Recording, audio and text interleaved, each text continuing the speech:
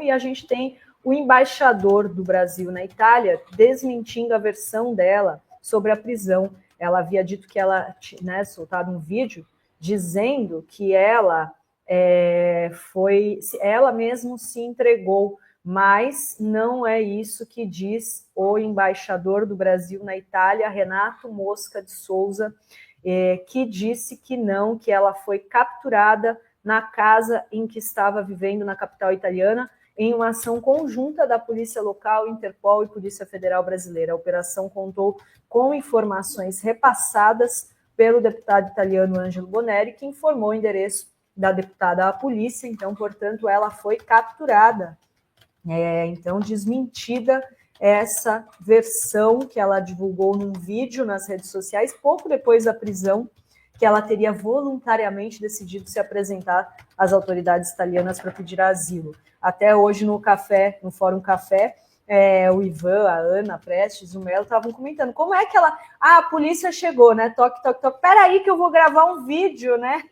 Dizendo que eu vou... A especula se ela deixou esse vídeo pronto, né? Para quando fosse capturada, para não ter aí a vergonha de ter sido capturada, é uma das hipóteses, mas, enfim, a gente tem aí a palavra do embaixador dizendo que ela foi capturada, que é falsa essa versão de que ela se entregou. E a gente vai mostrar já várias outras mentiras aí da Carla Zambelli, mas essa aí, né, gente... Ela se contradiz, né? Porque diz que tem uma hora que ela fala, como vocês me acharam?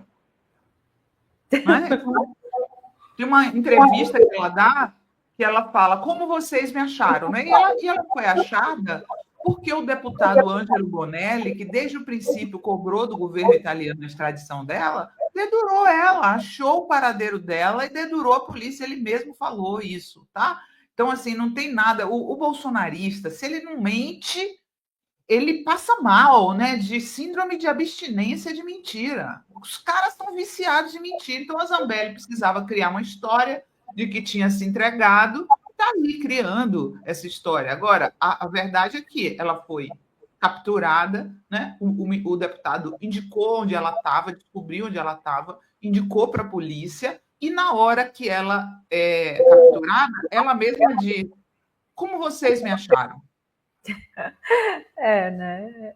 E Rovai e Senara, não sei se Rovai quer comentar alguma coisa sobre essa esclarecimento aí do embaixador, mas eu trouxe alguns vídeos de duas entrevistas que a gente fez recentemente, agora no primeiro semestre, uma do Pimenta e uma do Juliano Medeiros, bem breves, onde eles falam sobre como as fake news espalhadas pela Zambelli impactaram a vida deles. Uma é o Pimenta, falando sobre a questão da Boate Kiss, que quando teve aquela tragédia da Boate Kiss, a Carla Zambelli espalhou que ele era o dono da Boate Kiss. Então, assim, é mitomania. Ela falava que a Dilma era dona da Havan? Eu separei então, esses três também, para a gente fazer até aqui um corte. Quem é a Carla Zambelli, como ela chegou a ser eleita deputada com quase 1 milhão de votos em São Paulo. Super bem votada. Usando a estratégia da mentira. Só mentira. Olha só o que disse o Pimenta pra gente.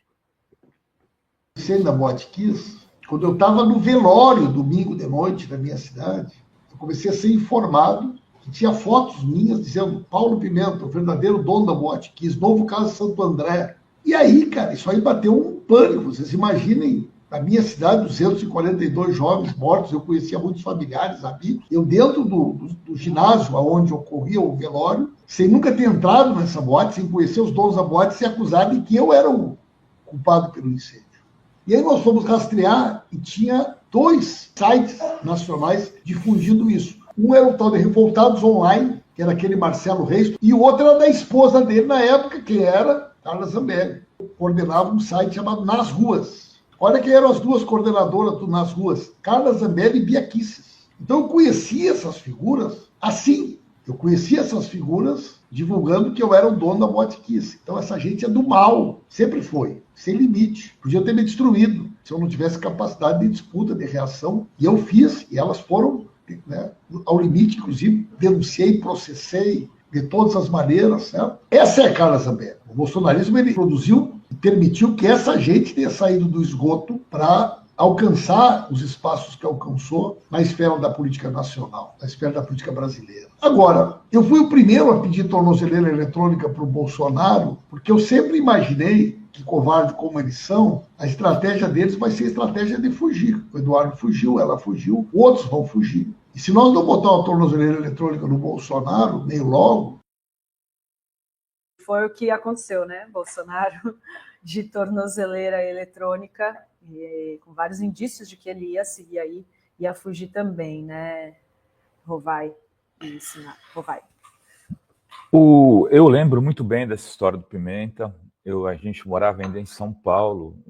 Eu acordei um dia de manhã, se não me engano, um domingo pela manhã, com a notícia da tragédia da Boate Kiss. Escrevi um texto na hora, muito rapidamente, mostrando que a ganância, né, e essa visão capitalista absolutamente atávica é que estavam por trás daquela morte daqueles jovens, porque ali foi o que aconteceu, né? Uma casa de shows que não tinha, que tinha as saídas de emergência que não foram abertas, porque o cara queria que as pessoas pagassem a comanda no meio do incêndio. Então foi um assassinato daqueles jovens. E eu escrevi depois, um dos pais me procurou, sou amigo dele até hoje, né? E eu lembro muito bem disso, do Pimenta sendo considerado o dono da boate. Fiquei assustado, procurei o Pimenta na época, ele desmentiu, obviamente, né? Porque nunca tinha entrado lá, e a gente fez matérias na época apoiando o Pimenta nessa luta contra a desinformação. Eram os primórdios das fake news que depois virariam uma madeira de piroca e por aí adiante. E esse Marcelo do Revoltados Online, eu nem lembrava, ele também foi marido da Zambelli. Rapaz, então, tem uma será fila. Que a Joyce tem mais... Ela era, segundo o Pimenta, esposa dele. Era um canalha. Depois ele se arrepende, ele sai disso daí, não sei o que ele está fazendo da vida, mas ele criou esse Revoltados Online, que era um site que se iniciou esse modelo de fake news digital, né, para a massa. E esse, depois, o Nas Ruas, que era da Zambelli e da Bia Kicis, segundo o Paulo Pimenta, acaba também ganhando algum protagonismo, esse movimento. Aí surge o MBL, aí o negócio ganha dimensões que vocês conhecem. Bolsonaro vem na esteira desses movimentos. O bolsonarismo, ele se constrói digitalmente, eu sempre falo isso. Ele não é um movimento organizado a partir das bases físicas. Ele ganha as igrejas depois, quando o Alckmin, que recebeu o apoio do movimento evangélico no primeiro momento, né? Inclusive o pastor, a Record, o bispo Macedo, fecham aliança com o Alckmin na eleição de 2018, mas o Alckmin desidrata, e aí as igrejas evangélicas ali um mês, 2 meses antes do primeiro turno vão todas para o Bolsonaro e lhe dão essa estrutura física de campanha. Mas como o Bolsonaro escolheu seus candidatos? Ele pegava pessoas que tinham muitos seguidores, mandava procurar essa pessoa e propunha uma candidatura para ela.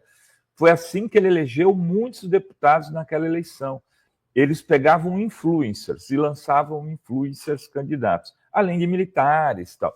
Mas influencers. Alexandre Frota se elege assim, Jossi Halsemann se elege assim. Eram influencers. Eu lembro que tinha um deputado que até depois denuncia o Bolsonaro no escândalo das vacinas, que ele era influencer e ele morava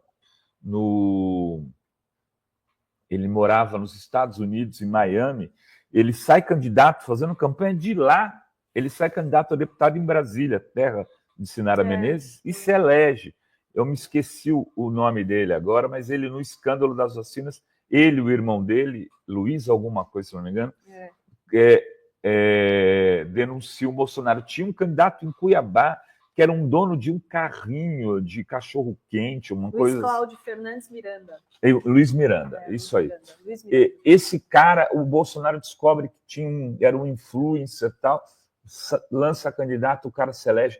Ele monta, a partir a gente, eu e o Serginho, explicamos isso no curso que demos, né, baseado no nosso livro, Como Derrotar o Fascismo. Ele monta a plataforma política a partir da estrutura digital que ele conseguiu construir nesses movimentos que se iniciam, e não dá para dizer que não foi isso, em 2013.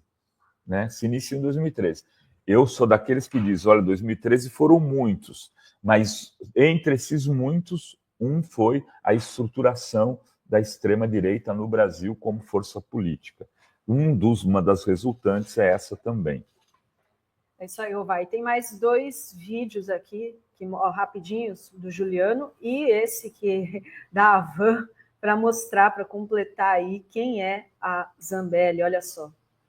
Virou deputada federal em 2018, nós estamos em 2025. São 7 anos cometendo crimes impunemente. Eu sempre conto um caso que me afeta diretamente, que é meio chocante. Logo que a Carla Zambelli assumiu como deputada federal, ela fez uma postagem associando a esquerda e o PSOL à pedofilia. Pedofilia é um dos crimes mais abjetos. É difícil classificar, né? O quão abjeto, o quão nojento pode ser um crime. Mas quem é pai e mãe sabe do que eu estou falando. Eu, na época, era presidente do PSOL com uma filha de 9 anos de idade. Sabe o que é ter uma deputada federal, uma autoridade da República, dizendo nas redes sociais que o partido que eu presidia era um partido que apoiava a pedofilia, gente? Pois bem, na época eu entrei com uma ação no Supremo Tribunal Federal. Caiu na mão do ministro Celso de Mello, que já está aposentado. Sabe o que o Celso de Mello fez? Disse que ela estava protegida pela imunidade parlamentar. Sim. E assim o STF agiu por muito tempo. Por muito tempo. O STF só foi reagir quando a artilharia da família Bolsonaro se voltou contra o STF quando começou a investigação sobre o gabinete do ódio. A partir dali é que o STF começou a agir. Então, por um lado, eu tô aliviado, porque pode ser o fim da Carla Zambelli na vida pública brasileira, o que é muito importante, porque limites têm que ser colocados. Por outro lado, dá uma sensação de que, putz, ficou 7 anos promovendo esse tipo de bandalheira e nada foi feito, sendo que havia uma ação no primeiro ano de mandato, questionando a associação que ela fez entre um partido político com um registro legal, com deputados federais e a pedofilia, e nada foi feito. Então, por um lado, que bom que aconteceu, mas por outro lado, dá uma certa indignação. Como demora? Porque, bem, o Alexandre Silveira foi preso, um sujeito do baixíssimo clero, o Roberto Jefferson, que já estava sem mandato parlamentar. Mas por que a Carla Zambelli só agora? Né? Por que os deputados que estão fazendo as barbaridades que estão fazendo na Câmara,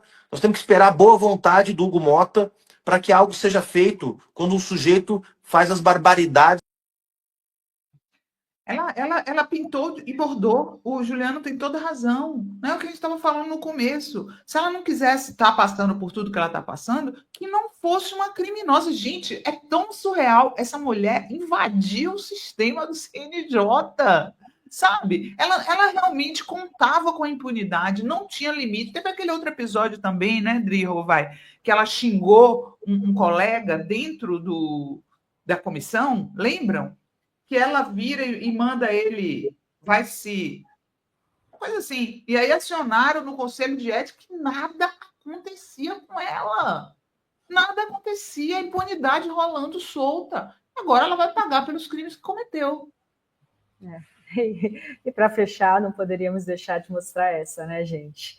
A clássica. Essa... Hoje aqui, com essa liberdade ao lado, nós estamos aqui em Uberlândia, Uberaba. Nós já passamos por uma loja dessa em Uberlândia, uma loja dessa lá em Lusiânia, né? Ali perto de Brasília. Essa loja é da filha da Dilma, a Paulinha. que é, assim, eu fico impressionada como é que os filhos de presidentes no Brasil ficam milionários e se tornam, assim, grandes empreendedores, né? E o mais interessante disso tudo é chamar a Van, a loja, né, como uma estátua da liberdade do lado. Quer dizer, quer chamar a gente de idiota, né? Estátua da liberdade com aí um símbolo que lembra Cuba. Que lembra dos Estados Unidos. E que lembra os Estados Unidos de um lado, né? Então, assim, é fora do normal, né? Já já eles vão tirar os estátuas. Vamos tirar os estátuas. Essa é a desinteligência humana, gente. Tá Não, que pariu. Não, e A a Van. Essa é uma das grandes era de pérolas. um cara que é super bolsonarista, né, Rovai? Ela nem sabia na época, né? Na época. ele Ou não ela era- sabia e fez de propósito, né? É, Não- Exatamente. E a relação dela de Havan com Havana, que é a coisa mais sensacional, né, velho? Havan com Havana. Ai, meu E Deus. depois, e você já viu ela pedindo desculpa por isso? Não, Você já viu ela se retratando, falando Dilma? E ela fala o nome da filha da Dilma, Paula. Paulinha. É, tal.